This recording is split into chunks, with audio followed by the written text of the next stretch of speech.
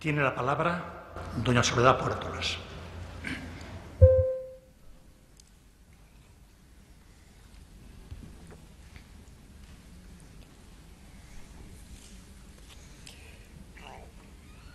Excelentísimo señor director, señoras y señores académicos, en el invisible catálogo de la desordenada sucesión de cosas de diferente naturaleza, magnitud, profundidad y alcance que llamamos vida, hay una serie de circunstancias que difícilmente se pueden prever, porque el azar distribuye los regalos a su modo. Unirme a las tareas que realiza la Real Academia Española supone para mí un honor inigualable e imprevisto. En una ocasión como esta, quisiera ser capaz de transmitir a las señoras y señores académicos mi más profundo y emocionado agradecimiento. He de confesarles que la relación que tengo con la lengua, a la que consagro buena parte de mi vida, no me permite, ni mucho menos, considerarme experta en la materia, ni en eso ni en nada. Como novelista soy una permanente aprendiz de la expresión escrita, y eso es lo que con toda humildad y entrega pongo desde ahora a su servicio: la relación de cercanía, de trato natural con la lengua que se ha ido forjando a lo largo de mi vida de escritora y que me da el necesario atrevimiento, cercano a la osadía, para dirigirme ahora a ustedes. La lengua ha sido desde siempre mi aliada esencial. Su capacidad de ser moldeada, de adaptarse a los más variados y extraordinarios hechos, sueños y fantasías, ha supuesto para mí uno de los grandes regalos de la vida, y sin duda el que de forma más continuada y personal me ha permitido explorar y tratar de entender mi relación con el mundo. Muy en particular, quiero agradecer a doña Carmen Iglesias, don Luis Mateo Díez y don José Antonio Pascual las especialísimas deferencia y consideración de que me han hecho objeto al proponer mi candidatura a la Academia. Mi admiración por la obra y la persona de cada uno de ellos cobra desde ahora el dulce matiz del agradecimiento.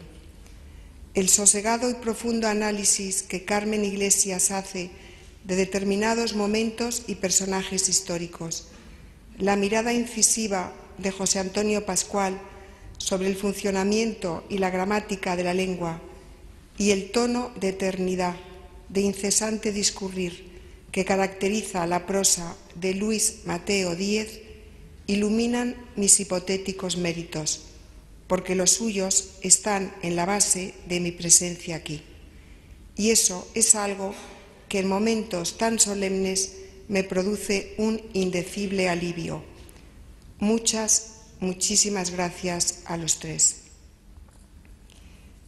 Me ha tocado en suerte el sillón G minúscula. Cada letra del abecedario tiene su personalidad y su poder de evocación. Cada letra arrastra tras de sí las palabras que le toca iniciar. No somos nosotros, en ocasiones como esta, quienes escogemos las letras, sino que las letras caen sobre nosotros como el destino, pero resulta tentador entrar en el juego de los símbolos y las interpretaciones. El científico don Antonio Colino ocupó el sillón G minúscula hasta su fallecimiento en 2008. Ocupar el sillón que ha pertenecido a un científico me viene a recordar el peso que la ciencia tiene en la vida. Con su método paciente y tenaz de hipótesis y pruebas, la ciencia nos muestra una forma de aproximación a la realidad que resulta un complemento perfecto y necesario de la imaginación y de los sueños. Don Antonio Colino leyó su discurso de ingreso en la Real Academia en enero de 1972 y como científico hizo en él un brillante resumen de las cuestiones candentes en la época en materia de ciencia y tecnología y sobre la expresión que los avances técnicos y científicos encuentran en el lenguaje. He de confesarles que yo misma, tiempo atrás, me aventuré un poco por alguno de los caminos por los que don Antonio Colino transitó con tanto acierto y éxito. Mi aventura fue muy breve, pero dejó en mí la tentación de lucubrar en cuanto se suscitan este tipo de asuntos, en especial los que se refieren a la génesis, aprendizaje y teoría del lenguaje y sus relaciones con la psicología. La claridad con la que don Antonio Colino resumió la evolución que habían experimentado estas materias ha hecho que volviera a plantearme con cierta nostalgia una serie de cuestiones que me hubiesen pedido intensa y exclusiva dedicación y que, siguiendo oportunos consejos, abandoné para seguir los dictados algo más arbitrarios de mi vocación literaria. No deja de ser una casualidad que me haya encontrado ahora ante aquellos problemas que siempre me parecieron apasionantes, aunque me quedara en el umbral de todas las puertas. De forma que esto es lo que, entre otras cosas, representa el sillón G minúscula para mí, el vasto mundo de los misterios científicos, el vasto mundo, en fin, de todos los misterios. En la base de mi vocación literaria está la percepción del misterio y la búsqueda de sentidos y verdades, pero las verdades que persigo se revelan en el campo de la creación y no son hitos de un camino hacia un lugar preciso, sino luces aisladas que se encienden aquí y allá, en horizontes y rincones insospechados, y que no trazan ni aspiran a dibujar un itinerario descifrable. Pero la estela que don Antonio Colino ha dejado en la Academia está marcada por el aprecio personal. En los comentarios que en diversas circunstancias se han hecho de él, siempre se ha señalado su profunda humanidad, su modestia, su honradez, su sentido del deber y la responsabilidad, y desde luego su entera dedicación a las tareas de las dos academias de las que fue miembro numerario, la de las ciencias y la de la lengua. Antonio Colino caminó por la senda de la colaboración estrecha entre la ciencia y el lenguaje y dejó en la Academia la convicción de que esta labor resulta indispensable si se quiere vivir de acuerdo con los tiempos. Quienes le conocieron, quienes tuvieron la suerte y el honor de coincidir con él en esta casa, lo recuerdan con emocionado afecto y evocan su entrega continua y entusiasmada, la sencillez de su trato y la autoridad moral que irradiaba. Su gran amigo, don Julián Marías, destacó las virtudes que siempre lo acompañaron: pasión científica, avidez, entusiasmo, afán de saber, curiosidad, complacencia, ingenuidad. Y se detenía en esta cualidad, la ingenuidad. Subrayaba: ingenuo quiere decir ser libre, porque sin cierta ingenuidad no hay libertad en el hombre. Soy muy consciente del enorme vacío que don Antonio Colino ha dejado en la Academia.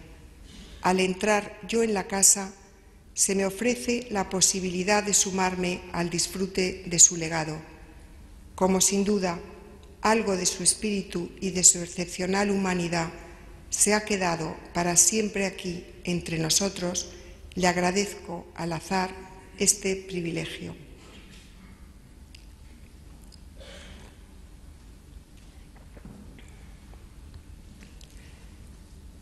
Quisiera pedirles a todos los presentes que consideren con benevolencia las palabras que en ocasión tan solemne debo pronunciar. Soy escritora de ficción y lo propio de mi oficio no es hilvanar discursos donde queden expresadas con acierto y en el adecuado tono ideas y consideraciones relativas a la lengua, sino urdir historias con ella, echando mano de todo cuanto esté a mi alcance e incluso fuera de mi alcance, dejando que la historia me lleve, me conduzca a donde quiera llevarme. Mis palabras están necesariamente impregnadas de dudas e inseguridades, porque no provienen de un conocimiento detallado ni contrastado, como ocurre en el caso de los especialistas de la lengua y la literatura, sino que nacen de la intuición solitaria del Creador. Por eso he querido buscar cobijo en El Quijote, la gran novela de la lengua castellana, al aventurarme por el amplio territorio creado por Cervantes, no sin osadía, nacida, quiero pensar, de esa cierta ingenuidad que Julián Marías, en referencia al científico Antonio Colino, declaraba necesaria para el ejercicio de la libertad, tengo la esperanza de que su luz difumine los contornos de mis carencias. El Quijote es una lección y un estímulo constantes para los escritores. El pulso narrativo de Cervantes late siempre con asombrosa naturalidad y da continuamente fe de la aventura de la lengua. Esa fe que le es tan necesaria a quien hace de la literatura el centro de su vida. La pluma de Cervantes se atreve con todo. Su ambición es inmensa, como inmenso es su orgullo. En El Quijote se suceden los cuentos, y no son pocas las veces que se opina sobre lo que se cuenta y cómo se cuenta. En el gusto de escuchar está incluido el gusto de opinar. Cervantes sabe dotar a sus personajes de la humildad y modestia requeridas para dar oportunos consejos sobre el arte de narrar, y los escritores se lo agradecemos de forma especial. De entre los muchos consejos que da, me he atenido sobre todo al que pone en boca de maese Pedro cuando advierte a su ayudante que se ha dejado llevar por un desmesurado impulso oratorio. Llaneza, muchacho, no te encumbres, que toda afectación es mala. El Creador es consciente de que su mirada está cargada de subjetividad y sabe que precisamente en la subjetividad estará el posible mérito de su aportación. No alberga voluntad alguna de demostración, no parte de una idea previa, aspira a mostrar, busca ver y finalmente cree que ve. A esta subjetividad y esta fe me atengo, sin dejar de pedirles de nuevo benevolencia y generosidad.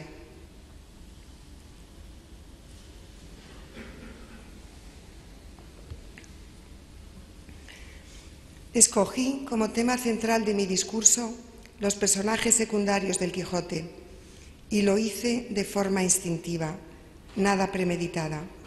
Tengo debilidad por los secundarios, por aquellos a quienes en los diferentes órdenes de la vida y del arte les toca ocupar posiciones marginales y a quienes de pronto descubre la mirada de un espectador, un lector, un amigo o un desconocido.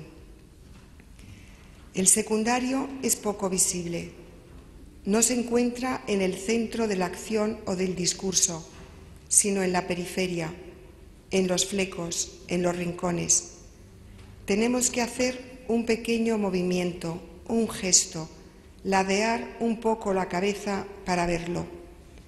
Estas personas y estos personajes, en la vida y en el arte, han dado mucho que hacer a mi imaginación, que se ha entretenido rescatando historias laterales, apartando la mirada de los personajes y episodios centrales. Ha sido así en la vida y ha sido así en mi relación con la literatura.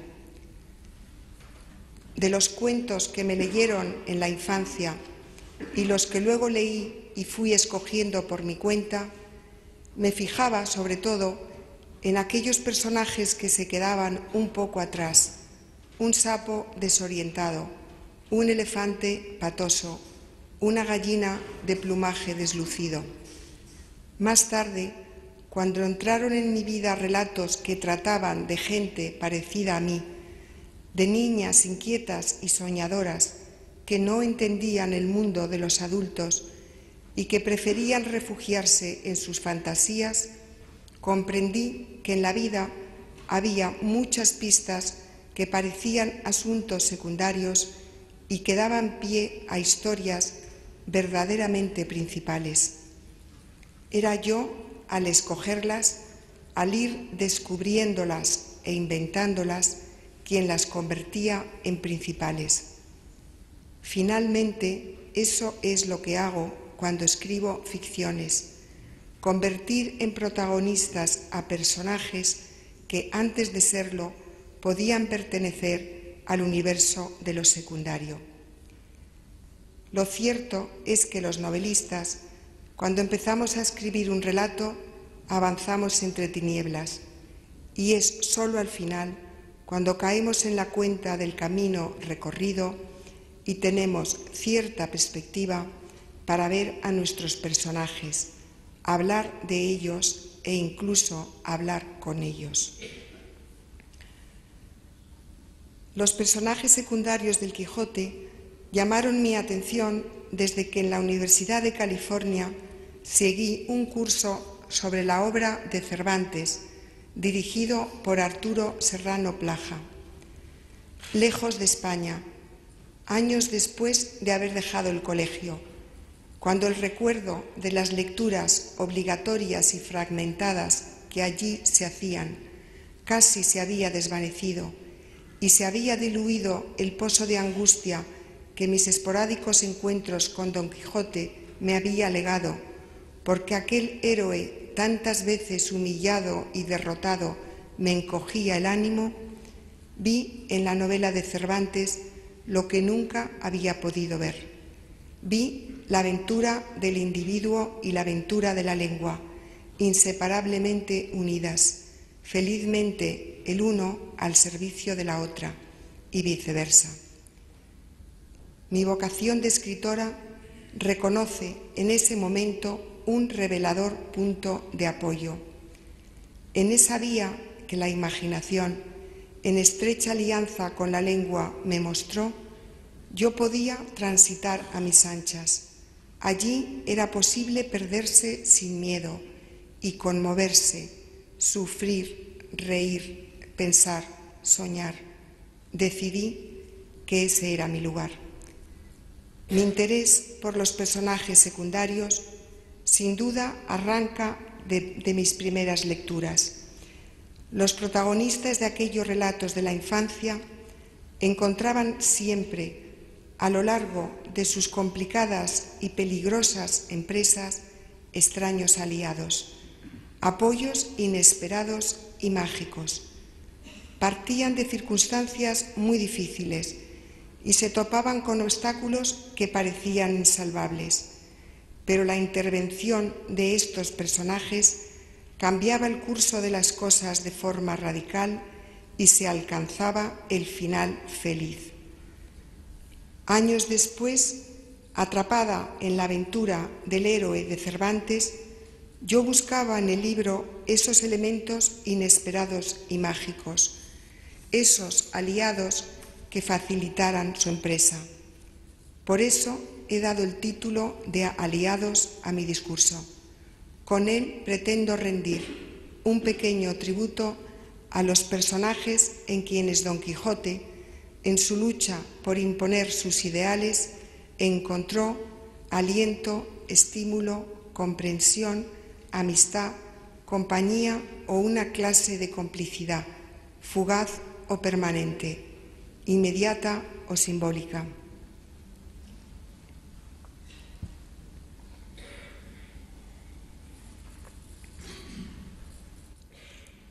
Los numerosos senderos que llevan a Don Quijote de su casa y su aldea a sus aventuras, sus salidas, sus regresos, los ratos de descanso a un lado del camino y sus estancias en ventas y castillos propician toda clase de encuentros. Conocemos a personajes que no dudan en calificar de loco a Don Quijote y que se enfrentan violentamente con él.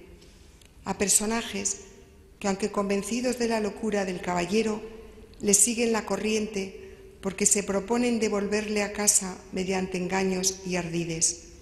A personajes que se burlan de él o pretenden pasar un rato divertido a su costa.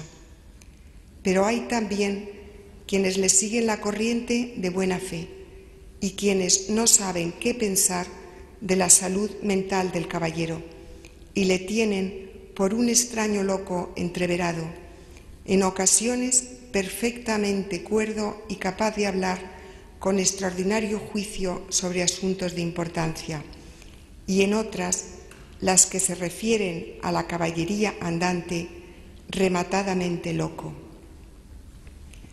Los enemigos del caballero no aceptan su juego, sin imaginar que para Don Quijote se trata de un juego muy serio. El caballero quiere imponer sus reglas y reacciona ante los obstáculos y las hostilidades con inesperada contundencia. No se queda corto ni en el ataque ni en el insulto. Él es el primer intolerante. Con semejante actitud, ¿podrá conseguir algún apoyo?, nos preguntamos.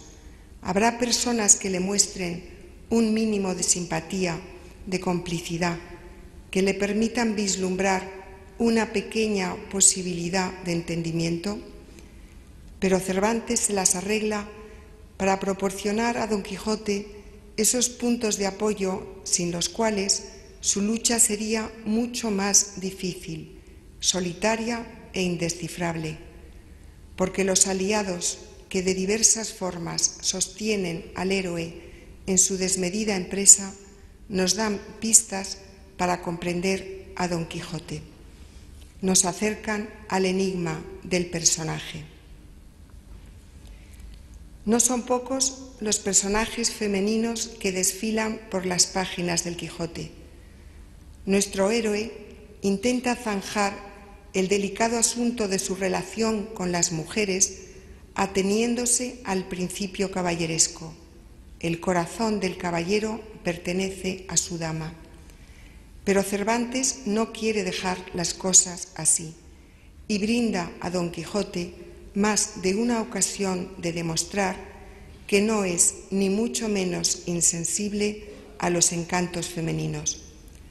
Marcela, la hija del ventero, Dorotea, la duquesa, Altisidora, son mujeres que producen en el caballero honda impresión.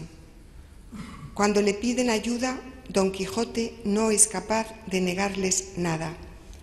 Otras veces desea ponerse a su servicio, o lanza miradas de complicidad, ofrece su mano a una de ellas, sujeta con fuerza a otra, da pie a bromas y engaños y se engaña él mismo para prolongar el juego. A Don Quijote le gusta el juego del amor.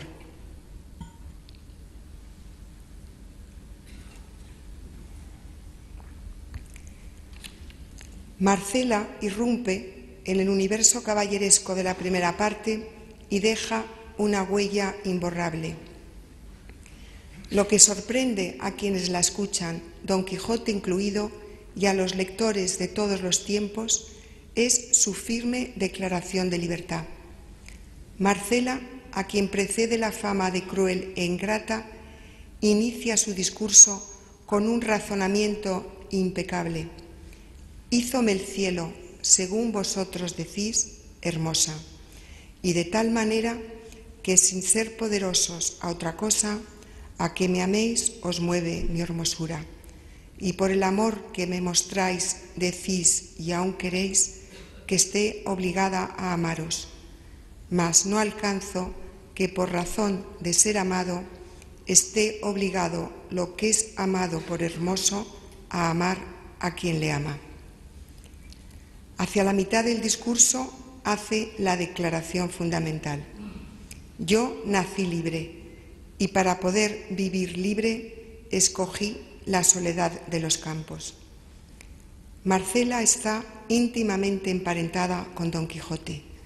No tiene nada que ver con sus semejantes. Su naturaleza no encaja en la organización social. Si quiere preservar su libertad, no tiene otra opción que la soledad. La idea de la que parte, la libertad como cualidad innata del ser humano, tiene mucho que ver con la decisión de Don Quijote de vivir según las reglas de la andante caballería. Lo tajante de su declaración, nací libre, y la extraordinaria coherencia que existe entre sus ideas y su forma de vida, convierten a Marcela en una aliada implícita del caballero. La defensa que hace de sí misma no admite réplica. Quéjese el engañado, desespérese aquel a quien le faltaron las prometidas esperanzas, confíese el que yo llamare, ufánese el que yo admitiere, pero no me llame cruel ni homicida aquel a quien yo no prometo, engaño, llamo ni admito. No ocupa mucho espacio en la novela, pero cuando aparece, Marcela se convierte en el centro de toda atención. Cervantes le da la palabra y deja que regrese luego a su soledad. Esta es su voluntad, y el narrador, al hacerla desaparecer ante los mismos ojos de Don Quijote, la respeta, la respalda. Y es que Marcela va algo más lejos que el caballero. Su apuesta es completamente solitaria. A Cervantes le atraen las personas que no acaban de encajar en los moldes sociales. Para mayor singularidad, Marcela no solo no desea poner fin a su marginación, sino que la reivindica. La condición femenina del personaje añade un matiz especial a su reivindicación. Si accediera a las demandas de sus enamorados, incluso si aceptara el servicio incondicional que Don Quijote le brinda, Marcela abdicaría de sí misma. Su esencia está en su soledad, en la autosuficiencia. Cervantes, con extraordinaria sutileza, sitúa a Marcela en un nivel que está por encima de los ideales caballerescos. Ella alcanza la plenitud a solas, no en función del otro, no, sobre todo, en función del amor.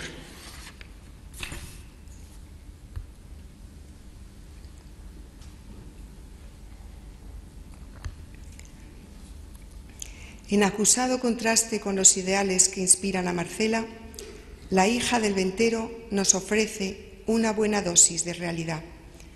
La línea que separa los sueños del caballero de la vida picaresca que impera en caminos y ventas no es demasiado clara. La hija del ventero se encuentra en medio de esa frontera invisible. Su presencia en la novela viene a dar fe de la ambivalencia. No todo el mundo encaja a la perfección en la categoría de pícaro, malhechor o cobarde. La realidad es sumamente compleja y un personaje puede ser inocente en determinado momento y malintencionado en otro. Como sucede en la vida, hay personas que no se sienten empujadas a una definición constante ni a portarse con entera coherencia. La hija del ventero no surge ante nuestros ojos con el halo que rodeaba a Marcela. El narrador la sitúa un poco al margen de la acción y casi siempre callada. Prefiere observar que actuar. Cervantes nos invita a fijarnos en ella cuando algo vagamente, como al desgaire, informa que es de muy buen parecer. y a lo largo de los episodios de la venta está sumamente atento a las miradas y sonrisas que la joven intercambia con Don Quijote, quien por su parte, habiendo transformado la venta en castillo, no se dirige a ella como hija de los venteros, sino que le da tratamiento de señora. Los ratos de silencio y complicidad que tienen lugar entre Don Quijote y la hija del ventero quedan registrados en párrafos enigmáticos. A la puerta de la venta castillo y tras agitadas aventuras nocturnas se encuentran los venteros, los huéspedes, los criados y Sancho mirando todos al caballero, nos dice el narrador. Mirábale también la hija del ventero, y él también no quitaba los ojos de ella, y de vez en cuando arrojaba un suspiro que parecía que le arrancaba de lo profundo de sus entrañas, y todos pensaban que debía de ser del dolor que sentía en las costillas. El tiempo se ha detenido para que podamos captar el brillo de la mirada de la hija del ventero, escuchar los suspiros del caballero y tomar buena nota de lo que nos dice el narrador, ese todos pensaban tan elocuente al que solo le falta añadir, y se equivocaban, porque los suspiros del caballero no eran de dolor, sino de amor. En el transcurso de una noche aún más agitada que la anterior, nos encontramos con otra frase enigmática. La hija callaba y de vez en cuando se sonreía. E intuimos cierto entendimiento íntimo entre los dos, como si la joven supiera algo que los demás ignoran. Al final, la hija del ventero se decanta por el llamado mundo real y participa en la desagradable broma que Maritornes gasta a Don Quijote. En este punto, la posible alianza se desvanece. El caballero acusa el golpe. Cuando la hija del ventero acude a él en busca de socorro para su padre, que ha sido atacado por unos huéspedes morosos, Don Quijote alega que ha dado su palabra a la princesa Micomicona de no emprender nuevas aventuras hasta no concluir la suya. Pero en el momento de la despedida, nuestro héroe vuelve al tratamiento inicial. En perfecto lenguaje caballeresco se dirige a las tres mujeres de la venta. No lloréis, mis buenas señoras, que todas estas desdichas son anexas a los que profesan lo que yo profeso. Perdonadme, fermosas damas, si algún desaguisado por descuido mío os he fecho. No se me caerá de la memoria las mercedes que en este castillo me habéis fecho. Estos son los recursos del héroe. Ha conseguido darle la vuelta a la cadena de burlas y encantamientos que se ha ido extendiendo durante su azarosa estancia en la venta y hacer encajar las piezas en los estrechos límites de su código de honor. No parece casual que Cervantes no dé nombre a la joven y que algunas veces la mencione como hija del ventero y otras más escasas como hija de la ventera. La ha situado en un espacio intermedio. No es lo suficientemente soñadora ni lo bastante pícara. Se escapa a la definición y el autor no conoce, no recuerda o no quiere recordar su nombre. El lector es testigo de los hechos y no tiene otro remedio que aceptar la ambigüedad. Nos encontramos en un territorio donde los ideales caballerescos se han mezclado con el mundo de los pícaros. Es el territorio de la novela.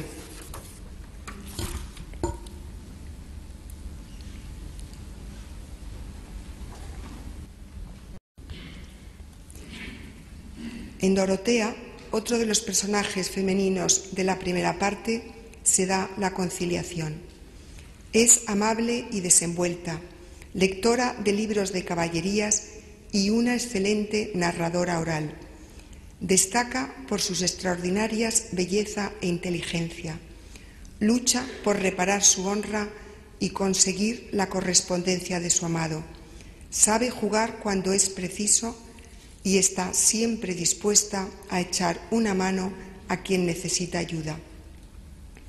Esta joven tan bien dotada tuvo la debilidad de enamorarse de un hombre de linaje social superior al suyo y, lo que es más grave aún, sucumbió, pero consigue el final feliz por sus propios medios, sin la ayuda de nadie. Saber expresarse es un asunto fundamental en la escala de valores cervantina. El que Dorotea sea dueña de este preciado don parece una señal inequívoca de la simpatía que el autor siente por ella. Todo lo que dice, lo dice muy bien. Su relato, como ocurre con aquello que logra la expresión más ajustada y convincente, suena a verdad. El venciste, hermosa Dorotea, venciste, porque no es posible tener ánimo para negar tantas verdades juntas. Con que don Fernando reconoce su derrota, recoge el aplauso general. El que Dorotea sea mujer es determinante en su drama, como sucedía con Marcela. Pero su caso resulta más conmovedor, porque siempre conmueve más quien sucumbe que quien rechaza. Pocos personajes del Quijote reúnen tantas cualidades como ella, y como dama agraviada, Dorotea está muy lejos de representar el papel de mujer desvalida.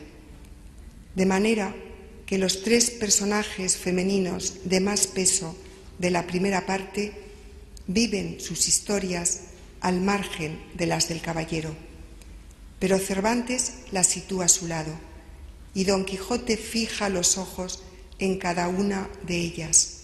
Se pone o intenta ponerse a su servicio. Se comporta como admirador y aún como enamorado.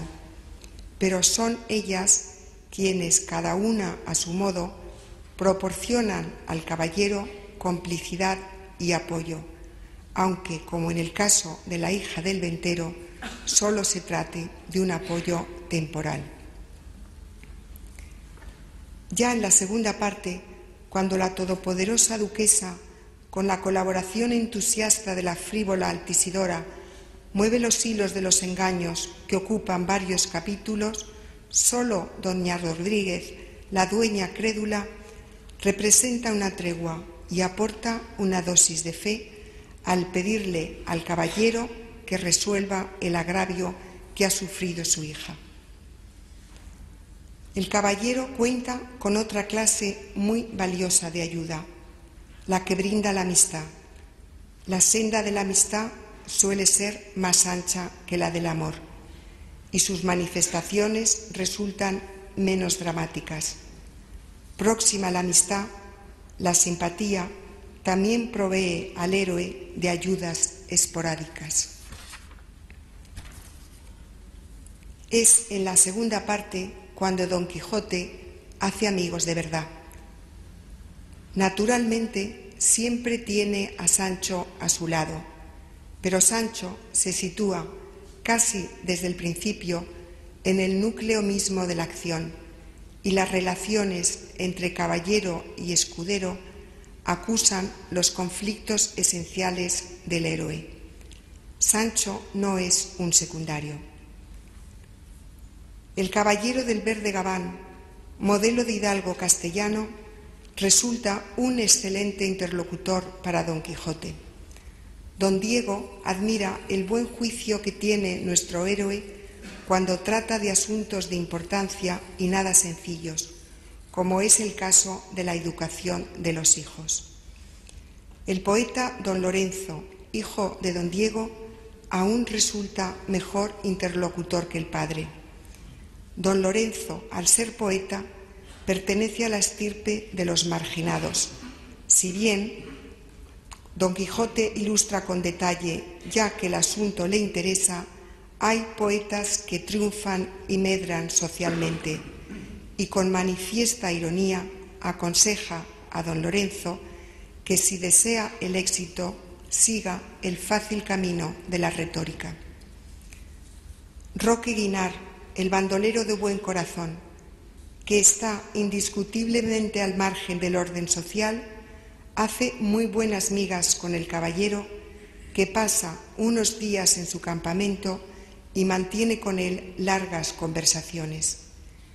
En la despedida, Don Quijote intenta convencerle de que abandone su vida de bandolero y abrace la causa de la caballería andante.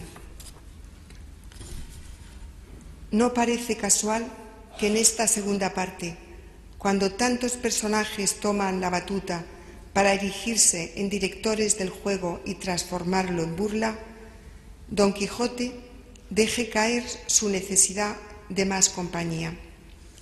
El poeta don Lorenzo y el bandolero Roque Guinart inspiran al caballero el deseo de tener a su lado a un amigo con quien hablar de igual a igual.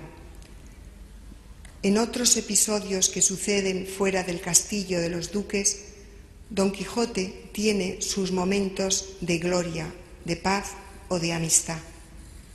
En las bodas de Camacho, la ayuda de Don Quijote a Basilio resulta decisiva. El coraje y determinación del caballero son claves para resolver el conflicto a favor del verdadero amor. En la dulce aventura de las imágenes de los santos caballeros, Don Quijote encuentra un remanso de paz, y los pastores y zagalas de la Arcadia fingida le acogen en su paraíso con sumo gusto. Al fin y al cabo, su juego, aunque mucho más acotado, tiene algo que ver con el del caballero. Todos huyen de la realidad, todos quieren ser otros.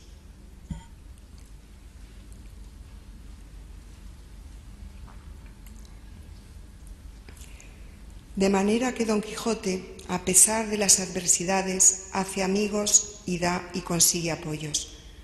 No todos son obstáculos.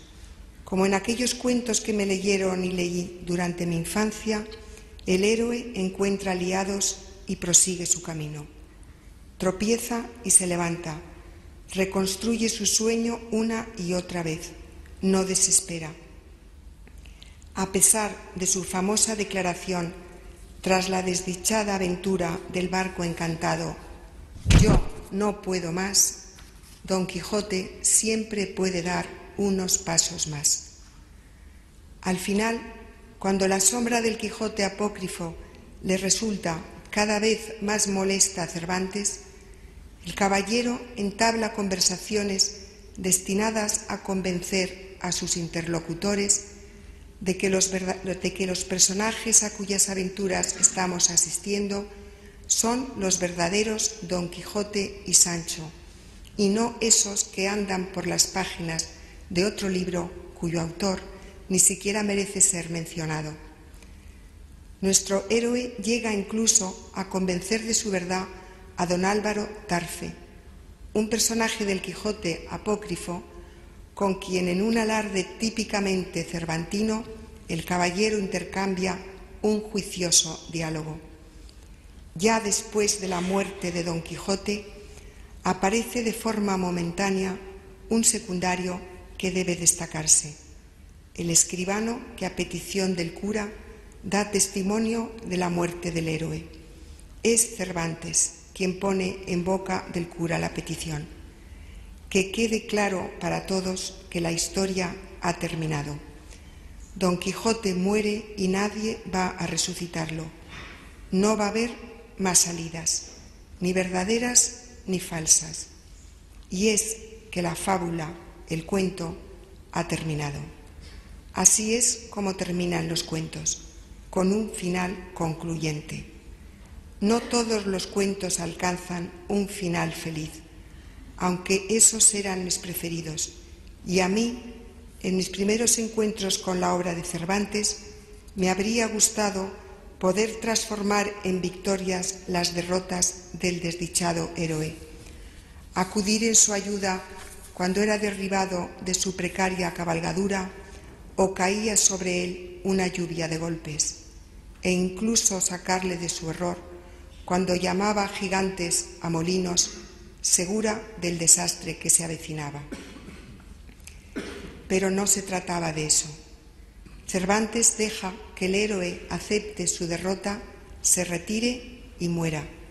Acepta ese final e inmediatamente después reivindica su obra, la inmortalidad del personaje. Es el propio Don Quijote quien deja caer el telón al declarar: yo fui loco y ahora soy cuerdo. Se acabó la función.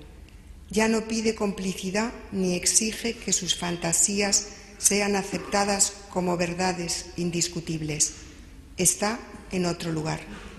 Desde allí se despide de su vida anterior y se despide de la vida entera. El narrador toma la palabra para poner el punto final a la historia. Entre compasiones y lágrimas de los que allí se hallaron, dio su espíritu. Quiero decir que se murió. Y Cide Hamete dice a su pluma: aquí quedarás colgada. Para mí sola nació Don Quijote y yo para él. Él supo obrar y yo escribir. Solos los dos somos para en uno, a despecho y pesar del escritor fingido y tordesillesco que se atrevió o se ha de atrever a escribir con pluma de avestruz grosera y mal delineada las hazañas de mi valeroso caballero, porque no es carga de sus hombros ni asunto de su resfriado ingenio, a quien advertirás, si acaso llegas a conocerle, que deje reposar en la sepultura los cansados y ya podridos huesos de Don Quijote. El contador de cuentos, al término del relato, suele dirigirse al lector para ofrecerle una conclusión, y eso es algo que hace Cervantes. Al final pide, exige reconocimiento y respeto.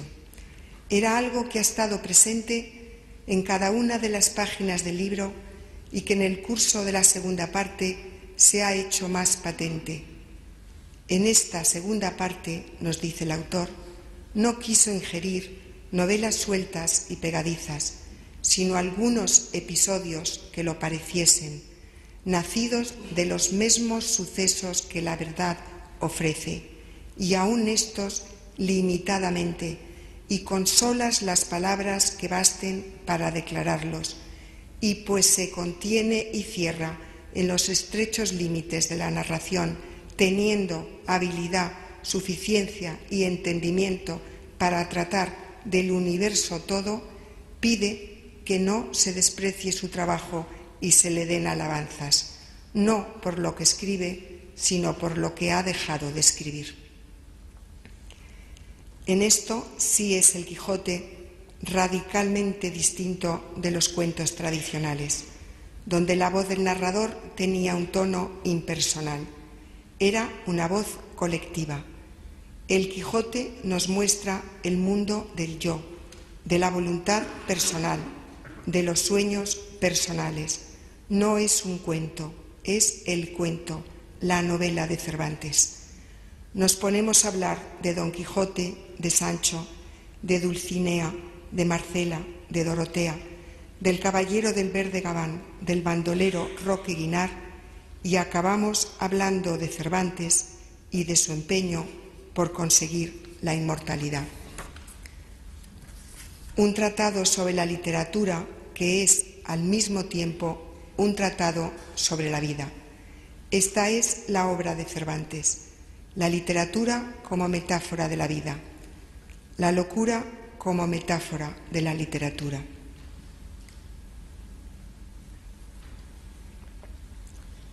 Y ya termino. Una vez más tengo la impresión de que todo lo que no ha sido dicho es lo importante de verdad.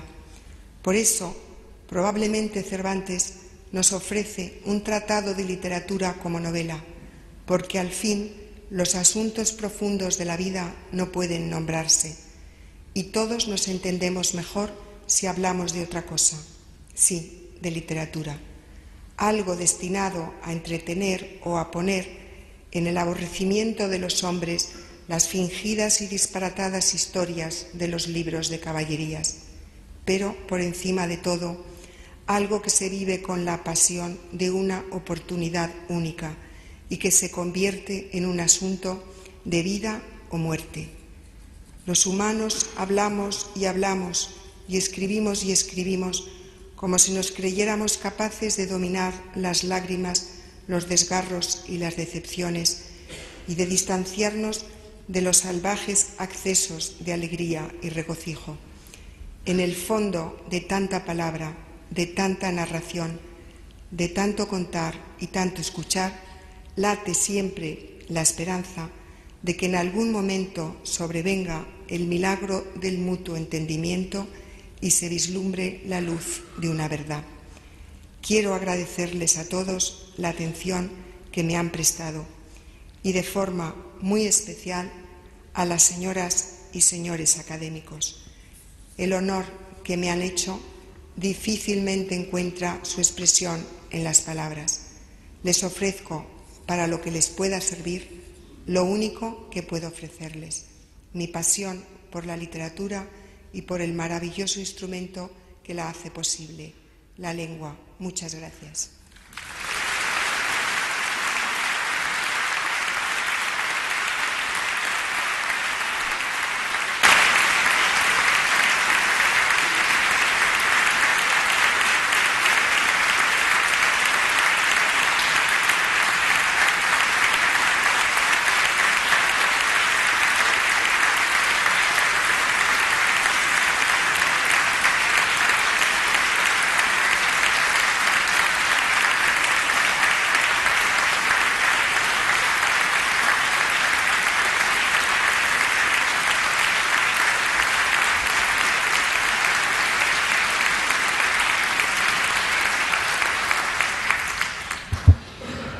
Tiene la palabra don José María Merino.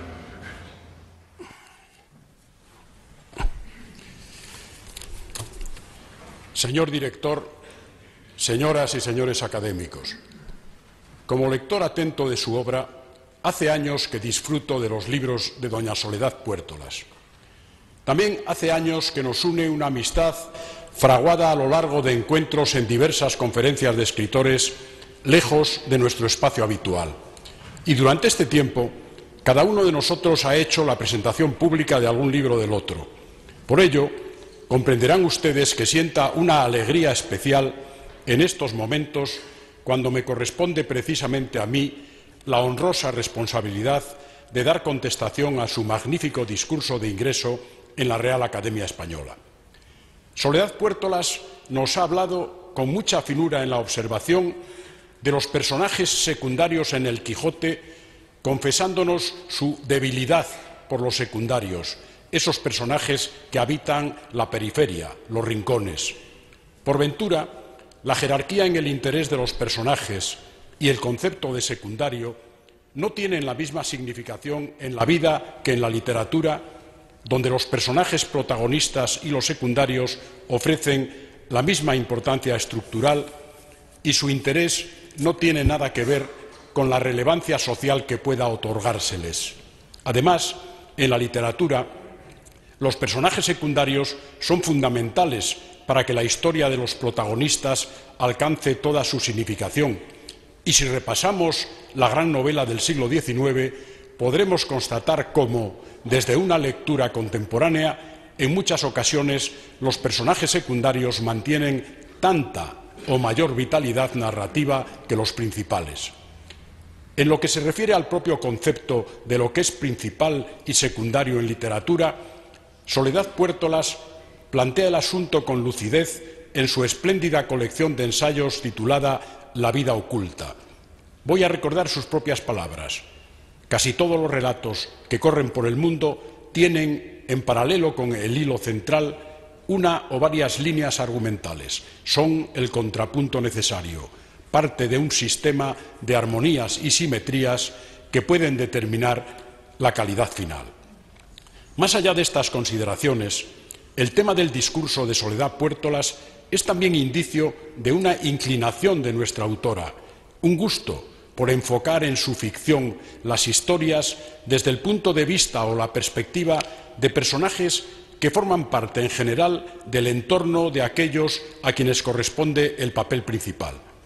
Sus personajes narradores o testigos, o los personajes en que se centra la acción, si el relato se plantea en tercera persona, no suelen ser las personalidades más relevantes en las complejidades de la trama. Incluso cuando el personaje descollante de su obra lo constituye un ser sobrenatural, como es el caso del protagonista de Si al amanecer llegara un mensajero, una novela que se ha calificado de metafísica, este inmortal, al incorporar su ser a la identidad concreta de algunos humanos, no busca príncipes ni próceres, sino gentes comunes y corrientes desde las que observar las conductas y los sentimientos. Y hasta en esa deliciosa novela titulada La Rosa de Plata, verdadero homenaje a los libros de caballerías que transcurre en los ámbitos del ciclo artúrico, el rey Arturo, la reina Ginebra, el mago Merlín o el hada Morgana están contemplados desde sus desconciertos y restricciones humanas al margen de la majestad de su rango o del poder de sus sortilegios.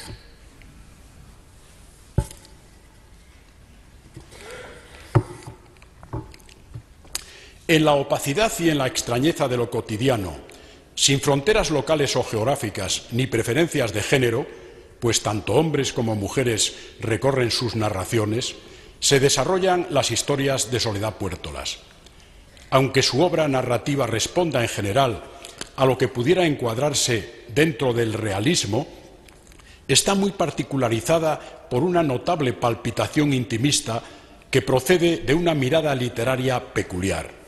Soledad Puertolas ha acuñado un estilo inconfundible, singularizado por la concisión y una misteriosa naturalidad. La concisión, esa voluntad de economía verbal para conseguir la expresión exacta, que en su caso algún estudioso ha denominado retórica del silencio, es para ella un principio irrenunciable y no está solo en los términos utilizados y su ordenación formal, sino en la misma concepción argumental de sus ficciones. Con el correr de los años y de los libros, se ha hecho menos estricta la austeridad extrema en la composición del discurso narrativo que señaló sus inicios, pero nunca ha renunciado a la brevedad ajustada, cabal, de una expresión que va definiendo la realidad que captan los sentidos con una meticulosidad tan certera como inquietante. En lo que toca a la naturalidad, se manifiesta a lo largo de toda su obra en la omisión de cualquier tratamiento estridente de lo dramático. Difícil empeño este de eliminar con rigor lo superfluo y de no acudir a recursos estrepitosos para llamar la atención del lector, pero que, al lograr sus objetivos, ofrece una prosa tan tensa como bien concertada que tiene mucho de musical. En ese gusto por la concisión verbal y argumental y por la naturalidad expresiva existe una tradición de la que nuestra flamante académica se siente heredera y que ha señalado en sus clarividentes ensayos. Y quiero recordar algunos de los hitos que cita. Ante todo, Miguel de Cervantes, que en el capítulo 44 de la segunda parte del Quijote pide que no se desprecie su trabajo no por lo que escribe, sino por lo que ha dejado de escribir. Luego, Michel de Montaigne, de quien Puertolas admira su absoluta falta de grandilocuencia. También Catherine Mansfield, que en sus diarios confiesa que uno tiene que callar lo que sabe y que tanto desea utilizar. El universo de los escritores admirados por Soledad Puertolas abarca muchísimos más autores y autoras, pues es una lectora incansable y reflexiva, capaz de distinguir claramente los valores más significativos de cada uno. Entre otros, citaré de pasada a Tolstói, a Chejov, a Baroja, sobre quien escribió una memorable tesis doctoral, El Madrid de la lucha por la vida, a Chordelot de Laclos, a Emily Bronte, a Stendhal, a Zorrilla, a Flaubert, a Virginia Woolf, a Thomas Mann, a Proust, a Kafka, a Raymond Chandler, a Cesare Pavese, así como a los poetas Fernando Pessoa y Carlos Drummond de Andrade. Soledad Puertolas es también buena aficionada al cine, por lo que no es raro que algunos críticos hayan encontrado en ella ciertas concomitancias con la estética de realizadores como Eric Rohmer, Louis Malle o François Truffaut.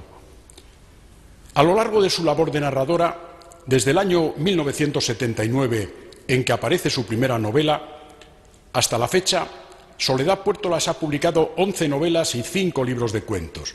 Si a todas estas ficciones añadimos los libros dedicados al lector juvenil, los que tienen carácter directamente autobiográfico, el que reúne sus artículos y el de ensayos que antes he citado, no tendremos más remedio que asumir con una sonrisa la afirmación que acaba de hacer en su discurso de ingreso en esta casa de que se considera una permanente aprendiz de la expresión escrita, porque su labor, tanto por la cantidad de los textos como por su calidad, demuestra de modo indiscutible que hace ya muchos libros que ha pasado del aprendizaje al seguro magisterio.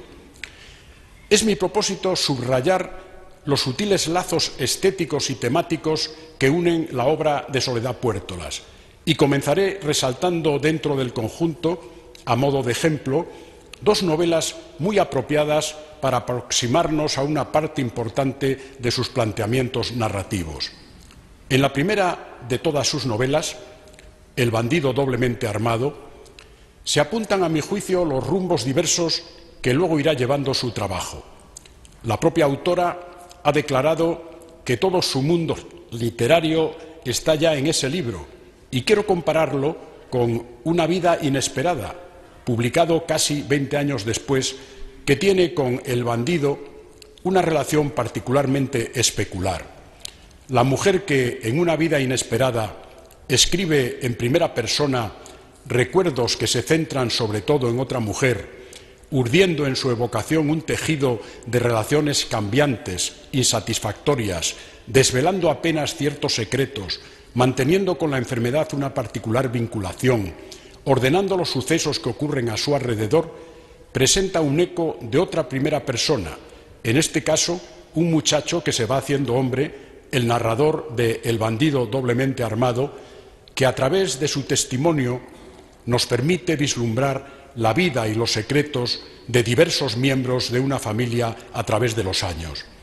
Esta primera novela parece suceder en algún espacio indeterminado, acaso del extranjero, como la otra sucede en Madrid, pero ambos personajes narradores están relacionados con el mundo de la escritura y sus evocaciones están plagadas de espacios brumosos, de silencios, de dudas.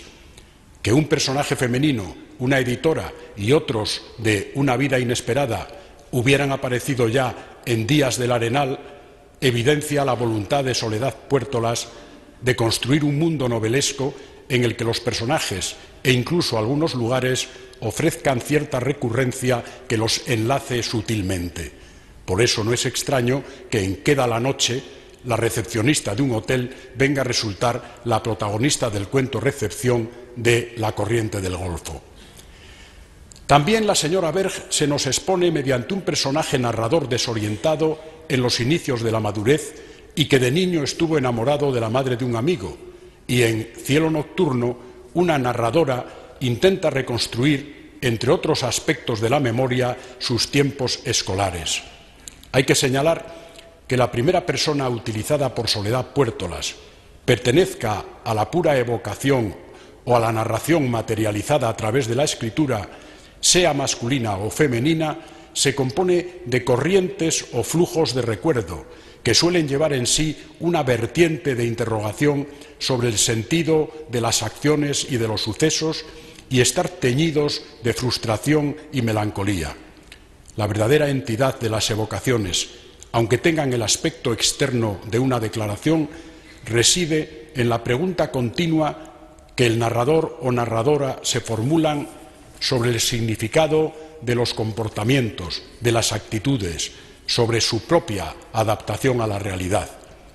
De esa indagación pueden surgir sospechas sobre las apariencias y por eso no es raro que la narradora y protagonista de Queda la noche se pregunte si todo lo que le sucede no pertenece a una trama estructurada en la que ella está inmersa y no es capaz de identificar, o que la narradora de Una vida inesperada confiese pensar a veces que no tiene una vida verdadera porque los personajes de Soledad Puertolas viven su vida con extrañeza. He calificado de misteriosa la naturalidad expresiva de Soledad Puertolas, entre otras razones, por lo que de sugerencia turbadora, desasosegante, tiene esa voz narrativa aparentemente sencilla que parece un susurro cercano, un descargarse por parte de quien narra del peso de recuerdos con los que no ha llegado a reconciliarse del todo, aspectos que no se pierden cuando la voz pasa de la primera persona a la tercera. Esta naturalidad misteriosa tiene también mucho que ver con el hecho de que, como han señalado algunos estudiosos, las historias nunca estén del todo contadas, sino que la ficción nos muestre la vida con sus mismos huecos y su misma errática y azarosa variedad de perspectivas.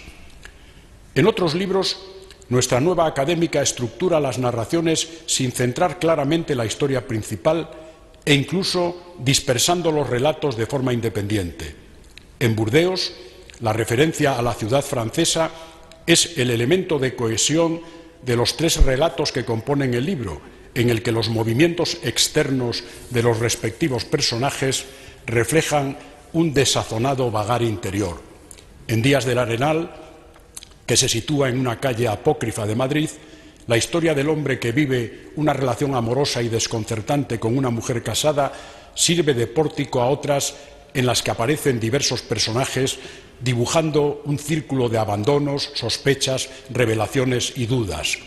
En Historia de un abrigo, donde la primera y la tercera persona se alternan, la búsqueda por parte de una mujer del viejo abrigo de Astracán de su madre será el punto de partida para el recorrido por los espacios que habitan diversos personajes cuyas vidas se cruzan y entrelazan también en una espiral de sugerencias y evocaciones que componen lo que alguien ha calificado como un relato mosaico.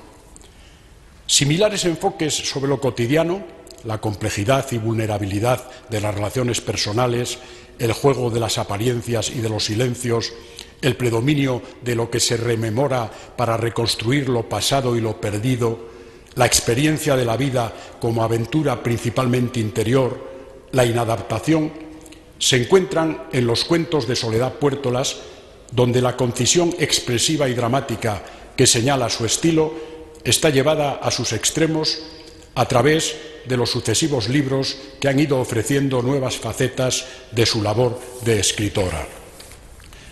No es extraño, pues, que al leer los cuentos de su último libro, Compañeras de viaje, tengamos la sensación de que Puertolas ha materializado su convicción de que la literatura conforma un ámbito donde es posible integrar la vida para entenderla mejor. Cuando Soledad Puertolas ha presentado sus obras como autobiográficas, tanto en las evocaciones de la infancia, que no son raras en su mundo de ficción, como en las de su relación con la madre, que también es un tema de su obra de imaginación, hay un tono y un modo de profundizar en el recuerdo que nos señala las claves de lo que identifica su universo narrativo. Ella lo apunta en su libro de ensayos La vida oculta, que vuelvo a citar. Estos primeros mundos que se descubren, los primeros recuerdos guardados, son los que trazan el camino por el que la literatura va a discurrir, y todas las cosas que después de ellos nos vuelven a impresionar, hasta el punto de proporcionarnos nuevo material para la creación, lo hacen por su parecido con ellos, porque nos remiten al origen. En cuanto a la diversidad de escenarios, responde sin duda a su propia experiencia vital. Nacida en Zaragoza, vinculada a Pamplona, tras cursar estudios universitarios en Madrid, donde vive desde hace años, Soledad Puertolas residió en lugares tan diversos como Noruega o California, al hilo de su inicial carrera de profesora universitaria, aparte de viajar por numerosos lugares del mundo. Sin embargo, con sus escenarios narrativos sucede lo mismo que con sus personajes, y es que no pertenecen al marco naturalista y ofrecen siempre, sea cual sea su localización, lo que me atrevo a calificar de esfumado alegórico, con un tratamiento que a veces deja inconcretos los ámbitos físicos, lo que, en lugar de restar verosimilitud a sus invenciones, las fortalece con una sugerente atmósfera de penumbras. Su concepción de un realismo distinto, intimista, no impide que sus novelas y cuentos reflejen la soledad, el desconcierto, la perplejidad del ser humano, ni que, al margen de la evidente ausencia de propósitos sociológicos que presentan, los estudiosos hayan podido encontrar en sus personajes femeninos modelos de la mujer española en el periodo posterior a la llamada transición democrática o en la Europa democrática posmoderna, lo que se acomoda muy bien a su idea de la novela como metáfora. Tanto en su narrativa como en sus ensayos, Soledad Puertolas muestra continuamente su fervorosa conexión con las palabras, colmada de las inquietudes de la búsqueda y de las gratificaciones del descubrimiento. En el momento en que se incorpora a esta venerable institución, le aseguro a Soledad Puertolas que ese afán suyo de búsqueda y de descubrimiento en el universo de las palabras es la materia misma de una labor que a los narradores nos une aquí con muchos sabios de la lengua y de otros asuntos sustantivos en un esfuerzo de equipo muy satisfactorio para todos nosotros y que desde hoy lo será sin duda también para ella. Bienvenida tú con tus palabras, Soledad Puertolas, a la Casa de las Palabras.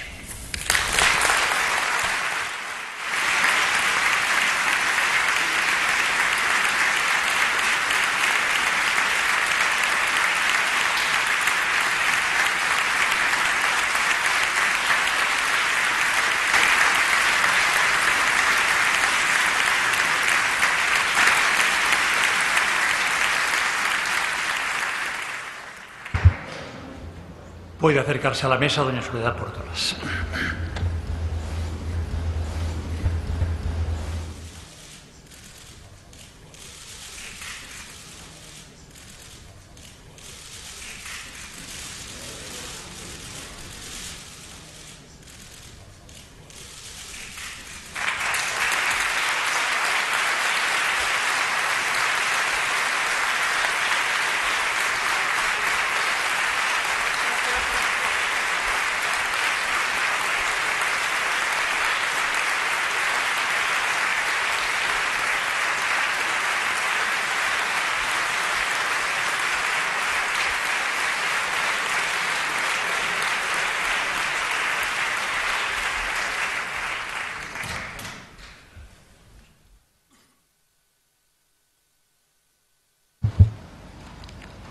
Puede doña Soledad Puertolas ocupar su puesto entre sus compañeros.